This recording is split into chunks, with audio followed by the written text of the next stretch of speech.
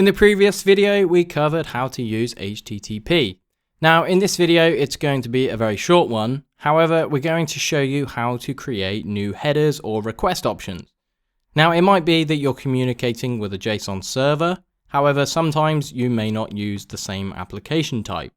So for instance, in our update passenger service, this is actually defaulting to using application JSON.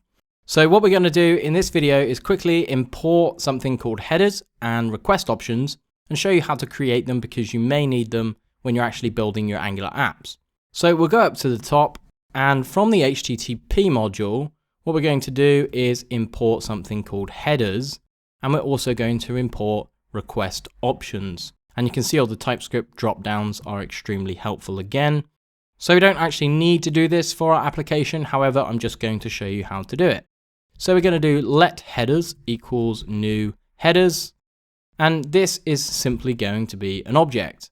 So inside this object, we can create a property called content type. Now, if you've been dealing with content types and headers, you'll know exactly what these mean. And all we need to do is say it's going to be of type application/JSON. So this is actually creating a header that we'll send with our HTTP request that's going to tell the request to be of application JSON type. The next thing, we're going to create let options, and we'll do equals new request options. Now, again, this is just going to be an object.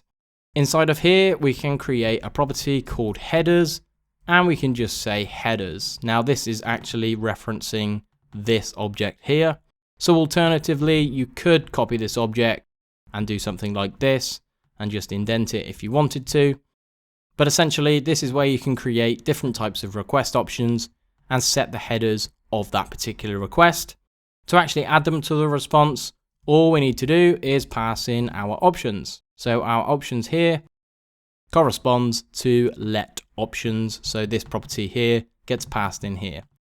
So that's how you can create custom headers and content types, and also create custom configurations when making your HTTP requests.